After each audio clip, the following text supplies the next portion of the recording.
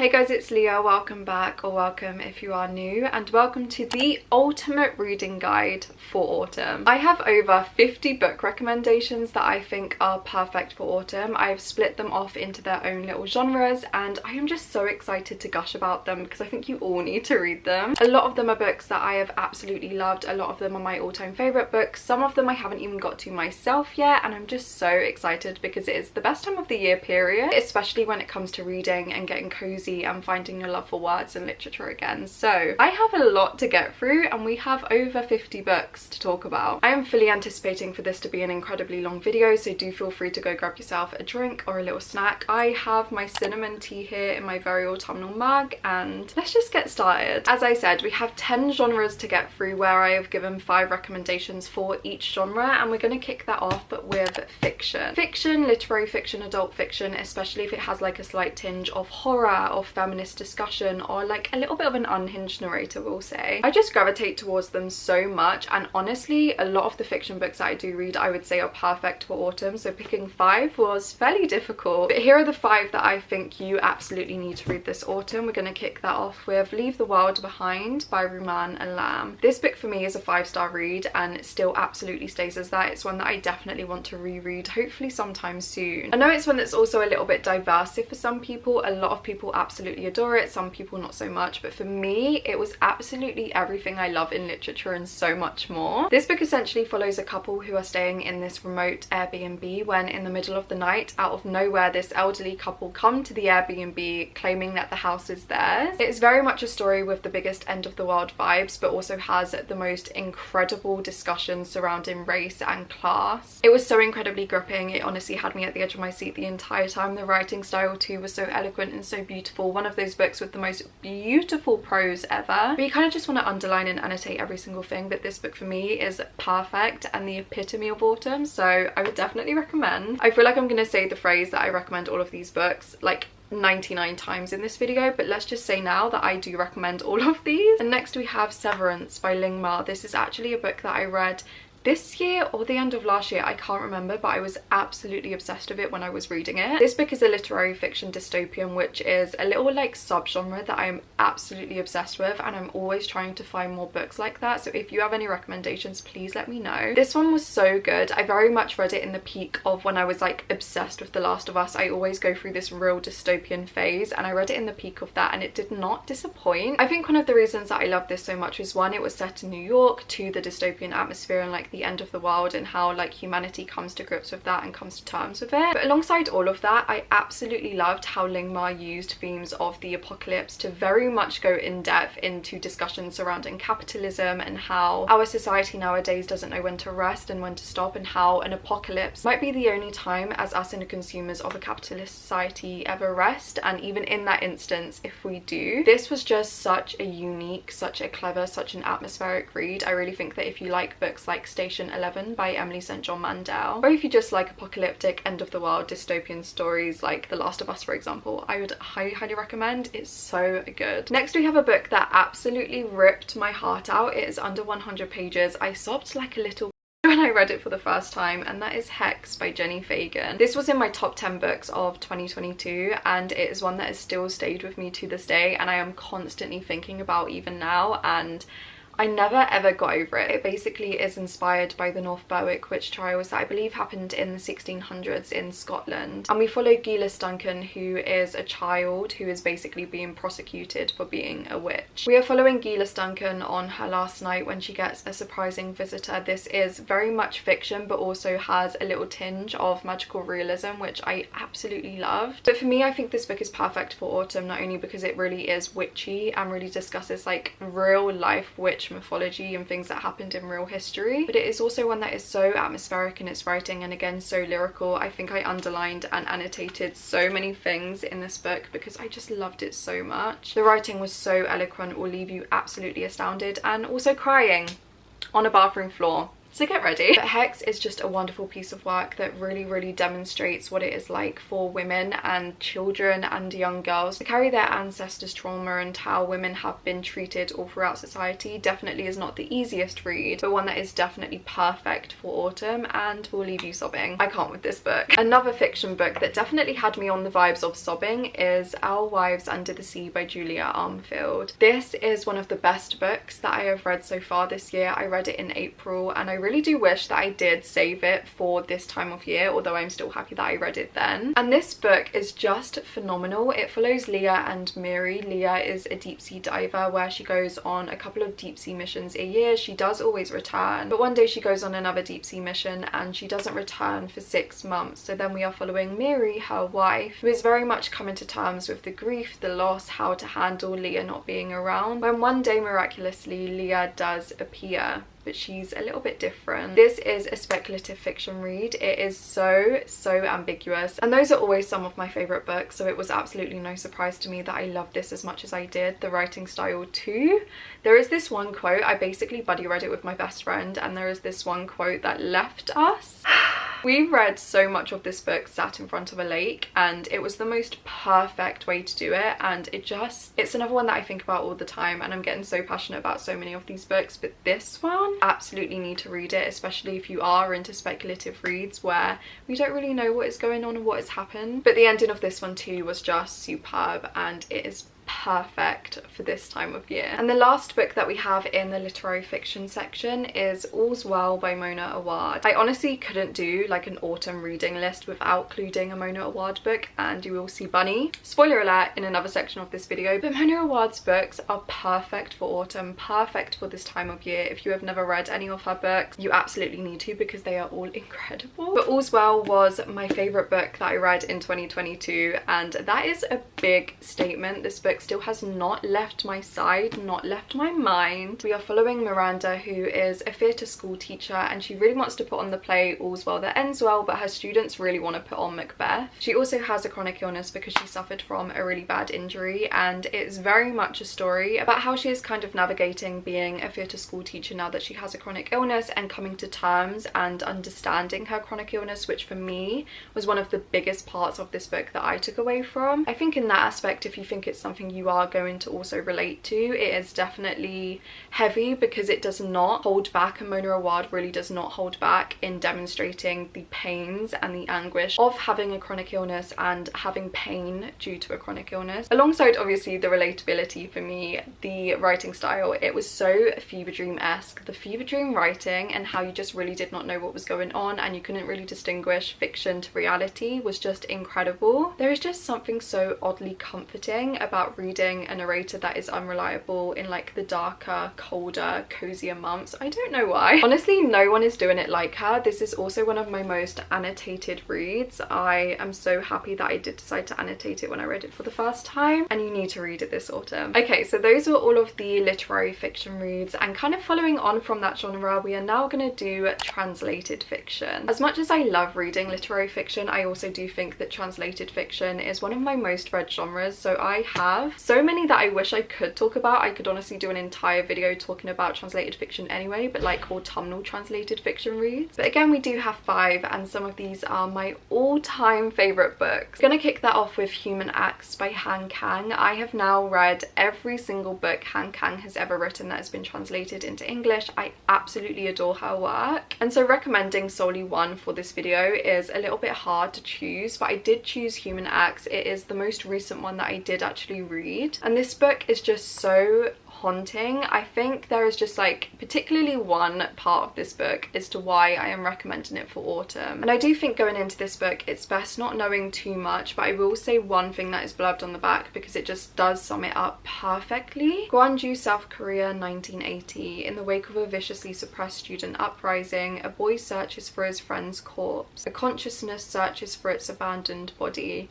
and a brutalized country searches for a voice. It's definitely a read that requires a lot of thinking and a lot of acknowledgement, so definitely not the coziest one, but it is one that if you do want to read it for autumn and you are looking for this sort of book in autumn, it is perfect, and it will just blow your mind. Next we have the first Murakami book that I ever read, and that is After Dark. I read this book, I want to say in 2021, and it really made me fall in love with Murakami, and I have since read a couple more, but they definitely just do not stand up to what this book was. This book is just so incredible. Another one that is very much ambiguous, very fever dream. I think there is a theme going on here, and it is one that is also set overnight in 24 hours, so it is perfect to cuddle up under a blanket and binge read holding a cup of tea. Another one that I would recommend not knowing too much before going into it. It's one that I definitely would just say pick it up, read it, love it if you love it. That is how I went into it, and I think that is the best way to experience it, so I'm not even going to tell you what it's about. I would just recommend it, and you're going to have to trust me because it's incredible. Next we have another favourite book of mine from last year, and that is Paradise Rot by Jenny Haval. I feel like there is a theme with translated fiction where I think it is perfect for you to go into not knowing anything at all. Shock, I would say the absolute same for this. I honestly found this book, I think it was in like, you know, the Goodreads tab when it's like if you liked this book read this one. I think it was attached to Bunny by Mona Awad. I would say that they are incredibly different, but they do also have slight similarities, and I had never heard anyone talk about it before. Decided to buy it and pick it up.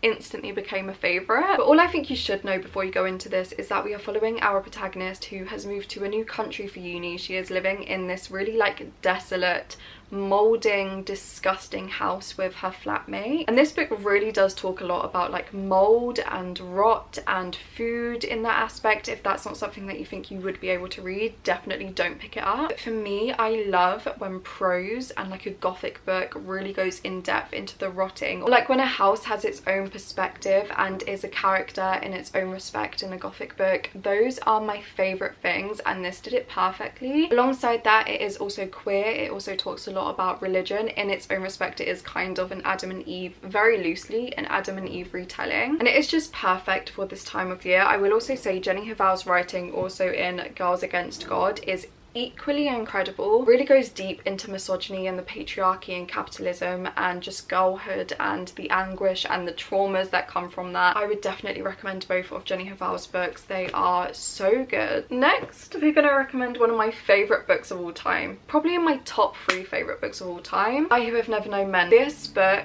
is probably... every time I go to talk about it, I nearly cry. But this book has held so much importance to me ever since I finished it, even whilst I was reading it. And it's one that I genuinely carry with me every single day. And autumn or winter, like this time of year, is the best time to read it. If you've never heard about this book before, it's basically a literary dystopian where essentially these 39 women are trapped underground in a bunker, and then one day they are joined by a girl and she becomes the 40th member, and it is a story of girlhood, of what defines us as women, of the experiences of being a woman, and how that isn't always linear and it fluctuates so much. It is a book that is so melancholic to its core, and it will make you feel so claustrophobic and so alone in such a packed world. It is very much an end of the world story, and it is just a story of survival and womanhood. It's definitely one that I would not necessarily recommend the most out of anything that I'm talking about in this video, but it is one that deserves so much more hype and so much more recognition. And yeah, it's just one of my favourite books of all time, borderline my favourite book of all time, dare I say it, and I just love it so much. And you should read it, especially if you like Phoebe Bridgers. I Know the End by Phoebe Bridgers. That's this book novelised. And the last book that we have for translated fiction is The Memory Police by Yoko Agawa. I do have a copy of this book somewhere. I did lend it to my best friend. I'm not too sure where it's ended up right now, but I still need to recommend it because it is another one of my favourite books. The Memory Police is another one that is literary dystopian. We are following this land, this island, where essentially things just go missing and they just disappear. For the most part, people can't remember these things that go missing. It could be an object, it can be a word, it can be like anything, it can be a place. But some people do remember, and if you do remember these things that have disappeared, the memory police will come after you. No one really knows where the memory police take these people. We just know that they vanish and they are never seen again. And this book just carries so many discussions and so many metaphors for humanity and for life and for why we hold so much meaning to the things that we do. It is just such an incredible character study with the most eloquent, beautiful, jaw-dropping writing. This is very much a book that left me staring at my wall for like 2 hours straight, just contemplating everything that happened, and the ending, it is just such an incredible book and perfect again for autumn. Following on from literature and translated fiction, we now have some classics that I would definitely recommend for this time of year. Classics is another genre that, because I read a lot of gothic classics and I am a gothic classics girly to my core, I could genuinely recommend every classic that I have ever read for autumn, but these are 5 that I think are perfect for this time of year. Some of them are very obvious ones, for example Dracula by Bram Stoker, but other ones are just ones that I need to talk about. So starting with Dracula, this is obviously one of the most infamous classics that everyone thinks of when it comes to autumn and Halloween, and that is for good reason. This is an incredible book. Honestly, like All's Well, I reckon that this is my most tabbed book ever. It is so satisfying, and I did study this one for uni and I just absolutely loved it. I had built so much anticipation in my head based off of obviously all of the cult classic, like all of the reviews. Everyone is obsessed with this book and the concept of Dracula, so I really wasn't sure how I would feel about the original text. It was so good and it is just so gothic, so atmospheric. It really is the epitome of autumn and Halloween, and I would really recommend it. And off the back of Dracula, I also have to recommend Carmilla by Sheridan Le Fanu. I have been ripped to shreds about how I pronounced this author in the past, so I'm really sorry if I pronounced it wrong, but this book is just so, it's essentially meant to be the book that inspired Dracula. So this did come before Dracula, and it is also queer. Carmilla is just a superb vampire story. Like I said, obviously it did inspire Dracula, so it has to be incredible, and it is just so beautiful, so beautifully written. I don't really want to say too much about it. It is incredibly short, so another one that I think that you should go into not knowing too much, but just know that it is an incredible vampire story that did inspire Dracula, also sapphic. What more could you want? Next we have Rebecca by Daphne du Maurier. I remember so vividly reading this book in my second year of uni around this time of year, and I was just so obsessed to the point that every time I could like sneak it in between lectures, or like as soon as I got home, I just would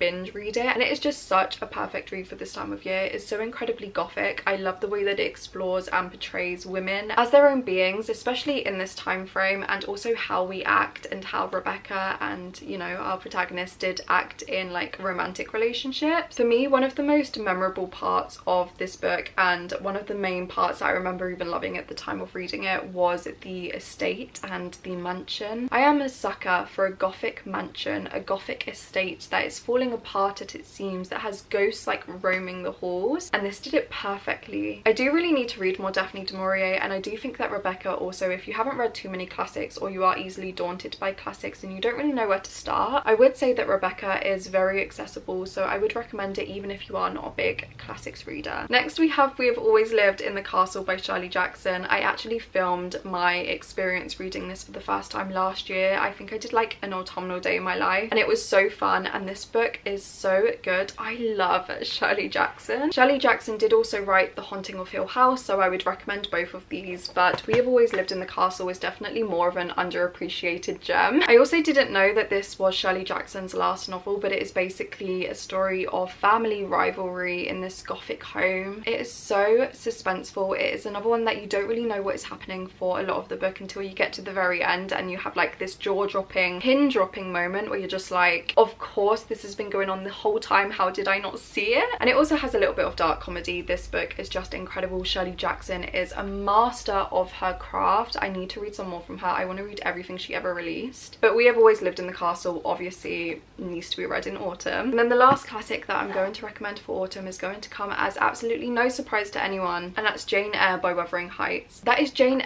Eyre by Wuthering Heights? Is that what I just said? That's because, you know what, yeah, I would also recommend Wuthering Heights, but it's Jane Eyre by Charlotte Bronte. This is my favourite book of all time. It has always stood as my favourite book of all time. I am enamoured by this book. It is my most reread book ever, and I could just gush about it forever, but equally I would recommend anything by any of the Brontes, like Wuthering Heights. But this is one of the greatest like love stories, but also self-preservation stories in the 19th century in just terms of its feminism. And if you just don't really know what this book is about, it basically follows Jane, as I just said, who is the protagonist. She becomes a governess at this really gorgeous, prestigious manor, this estate, and it is governed by the broody Rochester, who is just a little bit of an arse. But obviously as things progress, Jane does become infatuated with Rochester and vice versa, and it is very much her story and how she comes to terms with the expectations of society in the 19th century and women in the 19th century. And it is just so beautiful. The writing style too. Charlotte Bronte is my girl. I just absolutely adore her, and this book is incredible and will continue to stand the test of time, and it's my favourite book of all time. You need to read it. Talking about favourite books of all time, the next genre is going to be dark academia. Obviously dark academia is perfect for autumnal and winter, but there is something so special about reading a dark academia book in September and October that is just unmatched, and we're obviously going to kick that off with The Secret History by Donna Tartt. Another book that is one of my favourite books of all time that I am constantly enamoured with and cannot get out of my brain ever. I feel like I don't really need to say what this book is about because it is so infamous at this point. Everyone already kind of knows what it's about even if you haven't read it before, but it is the peak, like the most prestigious, the most popular, the most infamous, I keep saying that word, dark academia book ever, for good reason. It is just so beautiful, so eloquent, so ironic. The way it has a little mystery weaved in throughout the pages, it is just everything you're going to want in autumn. You need to read it, and I know you've been putting it off, so definitely read it this year. Next we have one that I've already briefly mentioned, and that is Bunny by Mona Awad. This book is feral, this book is unhinged, this book is crazy, but in the best way ever. And if you're after another book that is very fever dream-esque, this is perfect. We are basically following a group of girls. They have this writing cohort, this writing clique at university called the Smut Salon, and they just kind of hate boys, love writing, love blowing things up. That's all I'm gonna say. You need to read it. The ending too, like, so good. Another book that was one of my favourites of last year, Babel by R.F. Kuang. This book has done so much for the dark academia genre already that I feel like not many dark academia books or books in general can do now. I just think the impact that Babel has had on fiction in general, let alone the dark academia genre, is incredible and so worthy. And this book is just, if you have read this book, I have never recovered from the ending. Like, I sobbed. If I can find the pictures or the videos that I took when I was reading this book, like the end of it when I was sobbing, do enjoy them because I absolutely didn't. But Babel is an incredible piece of literature. I love the way that it really discusses translation and if translation is ever an act of betrayal. The way that it goes into colonialism in institutions like Oxford and very high prestigious institutions, which is very much reflected in the dark academia genre. I just feel like Babel really gives a new perspective that no dark academia book has done before or probably will ever do on this scale. Like, it's just beautiful. R.F. Kuang's writing too is so eloquent, and another one that will just leave your jaw dropped on the floor. It is so good. I know it is quite intimidating. I got through it in like a month, which is quite long for me, but it was one of the most incredible best reading experiences I feel like I've ever had. The most recent book that I read on this dark academia list is The Things We Do to Our Friends by Heather Darwent. This book is just such a fun, incredible dark academia that is a little bit feral. It's following another friendship group. It has so much intrigue and so many discussions on friendships and what we will do in order to be perceived or in order to be liked, and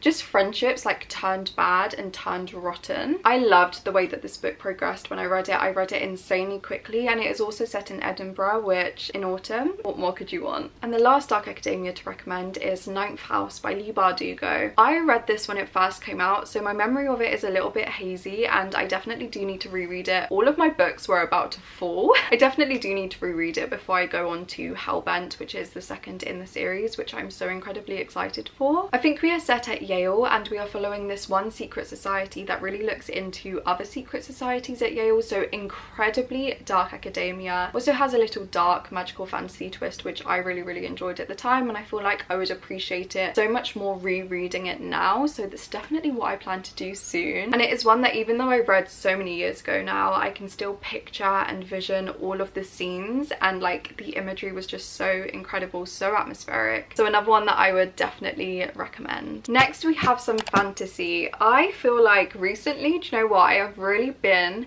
in my fantasy girl era, and I feel like in autumn, I don't know why, I think it's just the cozy kind of atmospheric whimsical vibes. I always just get in the mood to read some fantasy, so here are some of my favorite ones that shock are perfect for autumn. I'm gonna kick that off with my most recent read, which was Spells for Forgetting by Adrienne Young. This had been on my TBR for such a long time, and it's actually gonna be in my next vlog probably after this video, so I'm not gonna give too many opinions and thoughts, but spoiler alert, I really did love this book. It was so atmospheric and the perfect book to read in September. We are basically following Emery and August, who both once lived on this tiny little remote island where everything is just a little bit magical, a little bit autumnal, a little bit dark. It is the place where they both grew up and very nurtured their relationship with one another, but one day there was a fatal fire where one of their best friends died. The town has always wondered and speculated on who killed Lily, but based on the facts that they know of the night, they believed that August did it. That resulted in August and his mum moving away from the island and very much cut off August and Emery's relationship, but one day they both kind of return for different reasons, and they are forced to confront their past and their feelings for one another and really find out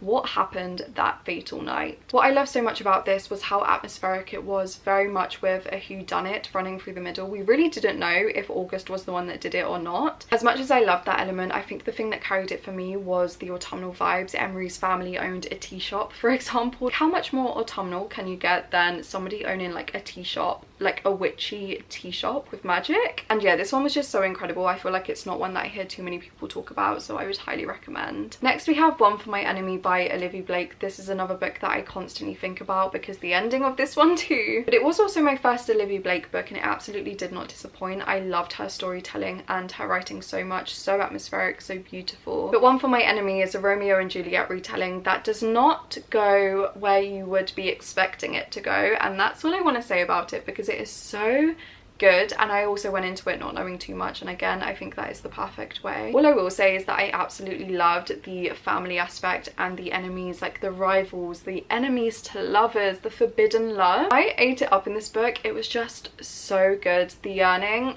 Olivia Blake knows what she's doing. Now we have a book that is one that actually got me into reading, and that is Vicious by V. Schwab. It is more on the sci-fi fantasy side, and this book was so incredible. Honestly, count how many times I'm saying that in this video. But this book really did make me fall in love with reading as a young adult. It would also kind of fit into the dark academia genre too. We are basically following Victor and Eli, who are once best friends at university, when one day they decide to study extraordinaries, I believe for like their thesis, their dissertation. It is such a good story on like best friends to rivals, best friends to enemies, and I need to find more books like that because I loved it so much. This book kept me on the edge of my seat the entire time, like anticipating them to meeting each other again for the first time in years. Really got my blood boiling, but like in the best way, and it also just made me fall in love with V. Schwab, so would highly recommend. We then have The Last Tale of the Flower Bride by Roshani Chokshi. This is the first Roshani Chokshi book I have ever read, and I really loved it. I loved how gothic and twisty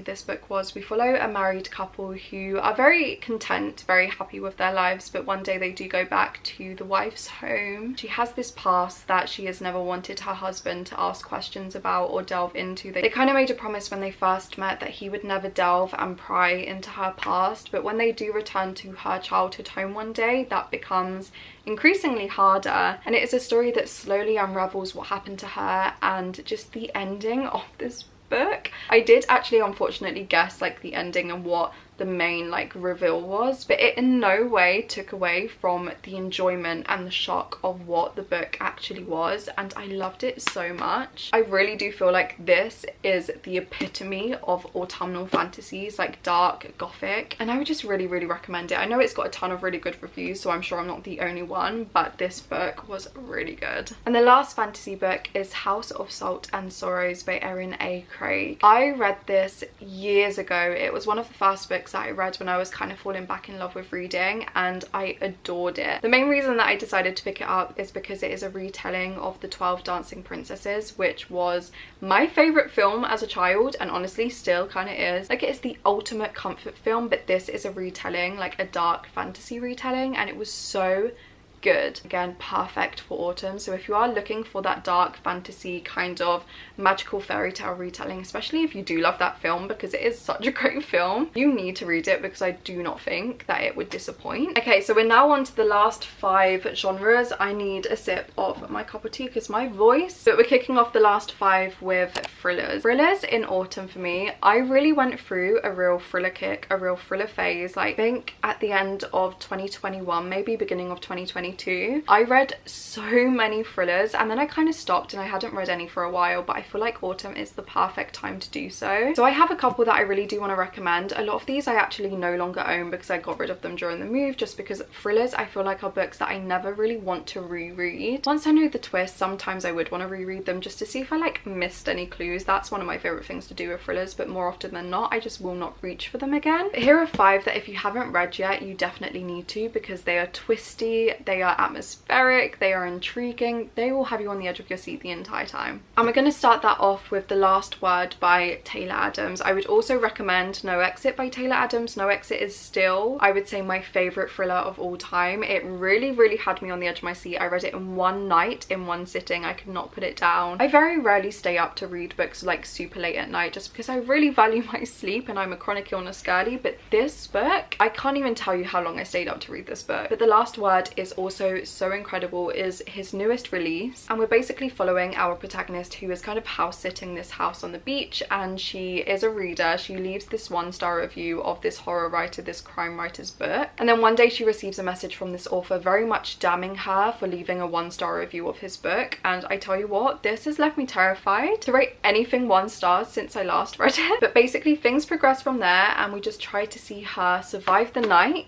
as somebody just tries to kill her. That's all I'm gonna say. This book is terrifying. If you don't like home invasion books, I kind of don't. It will scare the shit out of you. It was so good. I'm very sorry if the angle changed slightly. My camera died, but we're back. And the second thriller that I would recommend is The Writing Retreat by Julia Barr. I read this book this year and I really enjoyed it. It basically follows our protagonist, who is obsessed and enamored with this one author, who basically runs this yearly writing retreat for women over 30, I believe, where they can just go to her house, which is like this really remote big mansion, and just write. It is so thrilling, so intriguing. I did kind of guess the ending a little bit, but it didn't take away from the story at all. I honestly thought it was such a good thriller that I just could not put down. And I think that if you like books within books, or like writing elements, or like publishing within books, you will really like this. I would highly recommend it. Then we have My Lovely Wife by Samantha Downing. For a long time this stood as one of my favorite thriller books ever. It was like one of the thrillers that really got me into the thriller vibe and made me love them. This book I definitely need a refresh on, so it's one that I also would love to reread, but I'm pretty sure it follows this couple who basically just like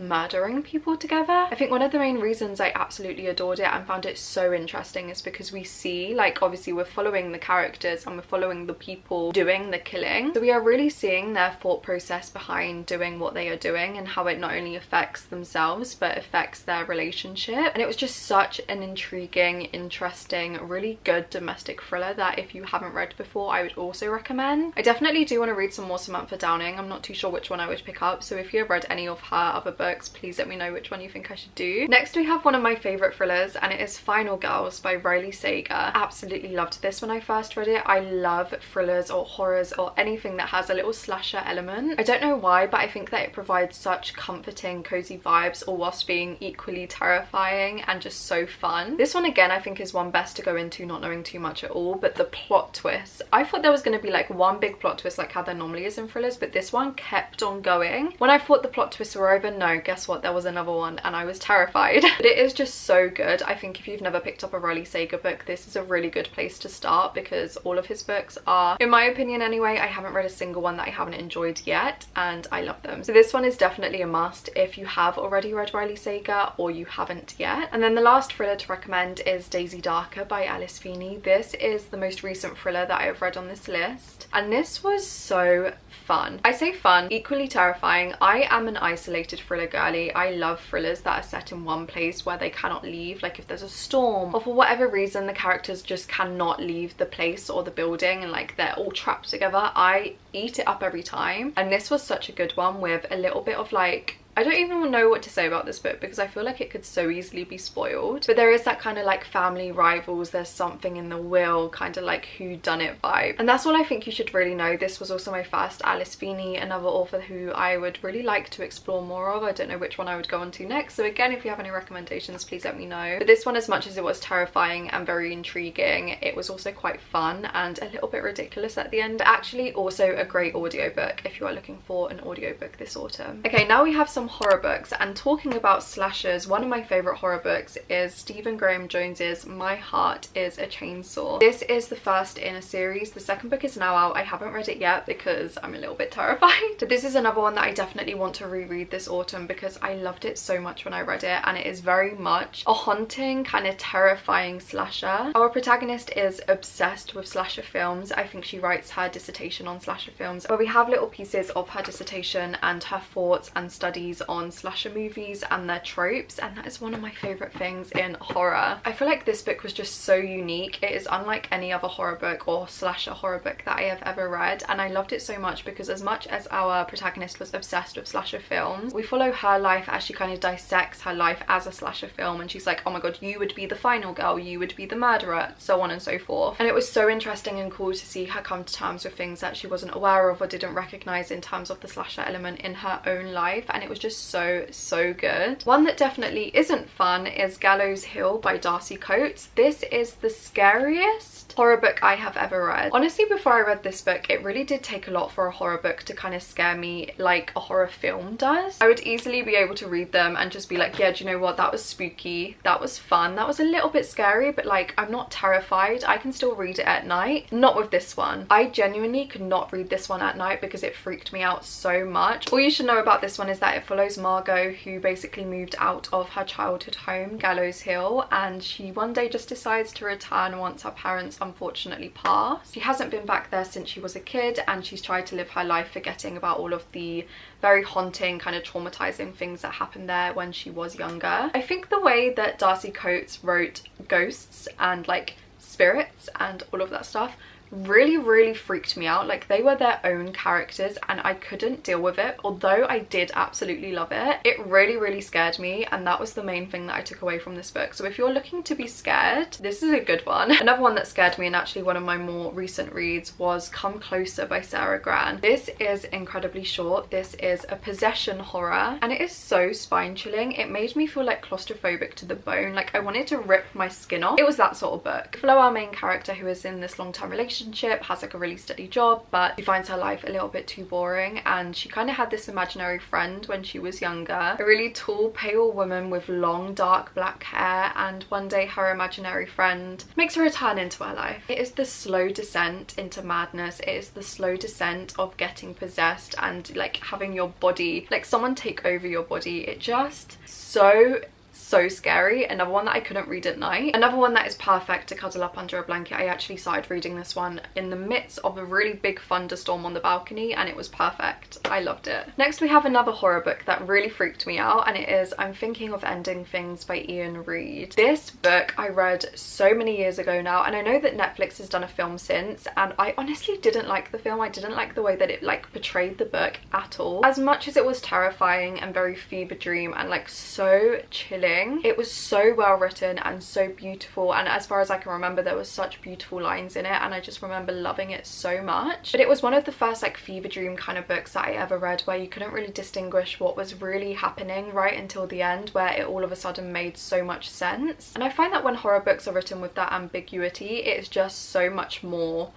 terrifying, because you really don't know what is happening until all of a sudden your brain just clicks. But this one just really did it for me. Another really short book, another one perfect to cuddle up with, as well as in autumn, also winter, so don't feel the rush. I would say to put this on your autumn TBR, because you can also definitely read it in the winter. And on to the last horror book, we have A Dowry of Blood by S.T. Gibson. This one is a little bit different to the other ones because this one isn't necessarily terrifying, it's more gothic, and this book is beautiful. I am obsessed with this book. I remember when I first read it, I was enamored by the writing style. I annotated so many things. It's just gorgeous, and it's basically a queer polyamorous Dracula Brides retelling. I do want to preface though that this book really does go into domestic abuse, so that is definitely a big trigger warning for this book. But the way that S.T. Gibson wrote the story, I could vividly picture every single scene, and it was just so beautiful, so haunting, so gothic, so pain-striking. Like, the way that I felt towards these characters hurt me so much, not only because of the writing, but the characterization was also incredible. And this book is just one that you need to read in general, but autumn is definitely the perfect season to do so. Now we're going to strive away from the scary, terrifying reads a little bit with some romance recommendations. There are so many romance books that I really want to get to. There are so many like witchy romance books, but they are also quite hard to find. So if you have any recommendations, please let me know. I'm actually currently reading one which is going to be the first recommendation, and that is The Dead Romantics by Ashley Poston. I had this on my TBR for so long, and the other day I decided to just randomly pick up the audiobook, and I am thoroughly enjoying it. We are following Florence Day, who is a ghostwriter for this incredibly big author, and no one really knows that she is the one ghostwriting her books. She suddenly gets this new editor come in, and one day he shows up dead. It is a romance kind of between those two, but more so than that, it is a story about Florence coming to terms with her own grief. It really goes into parental grief, which is something that I didn't really know prior. I saw someone mention it in one of their most recent vlogs. I can't remember who it is for the life of me, and the second I heard them talk about it and hearing that grief was a big part of this book, I instantly did decide to pick it up, because I love romances that do also carry more serious topics like grief and parental grief, and this one is definitely like that. And obviously because the romance is kind of between like a ghost, and that's all I'm gonna say, because I also haven't finished the book. Right now I'm sure I'm gonna love it by the end of it, so this is one I would definitely recommend. Next we have this one. This one isn't necessarily autumnal. I don't even think it's really set in autumn, but I don't know why it just gives me the perfect vibes to read at this time of year, and it is Get a Life Chloe Brown by Talia Hibbert. This is the first in this series, and I absolutely adore all of this series, but especially this book. I read this years ago. It was one of the first romance books I ever fell in love with, and again I loved the chronic illness element like a lot of these books, but it is one that, as well as serious, it is just so fun. And Talia Hibbert's romances, if you have never read any, I would highly recommend, but I don't know why, I just feel like this would be really fun to read in autumn. The exact same with Weather Girl by Rachel Lynn Solomon. I also love all of Rachel Lynn Solomon's romances that I have read so far, and this one is just so fun. Someone on the back did blurb it as cozy, comforting, thought-provoking. It'll make you feel warm from the inside out, and perhaps that's why I think it would be perfect to read in autumn, because it's one that's perfect to just cozy up with. But this one basically follows Ari and Russell, who kind of both work together and they don't really like each other, but one day their bosses are fighting, and they kind of hatch up this plan to get their bosses to get back together to like make their lives a little bit easier, but obviously that means they're spending more time together, and I just love it so much. This was such a fun romance. Then we have a more spooky romance, The Kiss Curse by Erin Sterling. This is the second book I believe in the X-Hex series, but I actually haven't read the first book. I think it's more of a companion series where you don't really need to read one or the other beforehand, and I really love this book. I definitely want to get onto the X-Hex this year, but all you need to know about this one is that it is witchy, it is comforting, it is a little bit spicy, and I binge read it in like one sitting. I absolutely loved it, and definitely the perfect book for autumn. If anything, I would actually leave it closest to Halloween, because it was just so good, so cozy, so autumnal, and just so fun. Plus, if you want a little bit of spice in a romance, this is the one. And then the last book that I'm putting in for romance is actually, I think, the only book on this list that I haven't read yet, but one that I definitely do want to get to this year, and it is The Very Secret Society of Irregular Witches by Sangu Mandana. Because I haven't read this yet, I actually don't know too much about it, but it just seems like such a cozy, witchy, comforting book. I'm so excited to read it. I've only seen the most positive things too. If you have read it, definitely let me know, because it's one that I want to get to for sure this autumn. Okay, next we're going on to poetry. I'm going to try and do the last two genres fairly quickly because the sun is rapidly going away. But poetry, I feel like for me, reading poetry in the transitional periods and seasons, especially like spring and autumn, is the best time to read poetry, and this is a handful of poetry and poets also that I just absolutely adore, and I think that everybody should read anytime during the year. Starting with selected poems by T.S. Eliot. I absolutely adore T.S. Eliot's poetry. This was actually the first collection that I ever read, and there are so many poems in here that I absolutely adored. Some of my favourites include What the Thunder Said, that one. Also Portrait of a Lady. I just absolutely love this collection, and I think that if you are trying to get into poetry, or maybe you do want to just read T.S. Eliot's poetry but you haven't before, this is a really good place to start. Next we have a book that I have recommended and spoken about a multitude of times across all of my platforms. It's my favourite poetry book of all time, and that is Letters to a Young Poet by Rainer Maria Rilke. Rilke is my favourite poet of all time. I actually read this for the first time in autumn, I want to say in 2021, and I just absolutely adored it. It's just basically a series of letters that Rilke sent to, addressed and received from this other writer, and it is just so thought-provoking and so moving, especially if you are an artist or creative in any way, especially writing. It will just either make you want to write so bad or make you never want to write again. And Rilke's writing is just so astonishing and so beautiful, and he will always stand as one of my favorite writers. I feel like everything he writes about resonates with me so deeply, and this one was just superb. I never stop thinking about it. It's one that I am constantly rereading passages from, so this one is definitely a must for autumn. Next we have the most recent poetry collection that I actually read. I also rated it 5 stars, and that is 20 Love Poems by Pablo Neruda. I'd never read any Neruda before. This was my first time, and it will not be my last. Absolutely adored this. There is just something about the way he writes. It is just so beautiful, and it left me so in awe. I also read this one in one night, in one sitting, and for me that normally means that I have fallen in love with a collection, and that was definitely this for me. I'm so excited to read more of his work. Next we have The Flowers of Evil by Charles Baudelaire.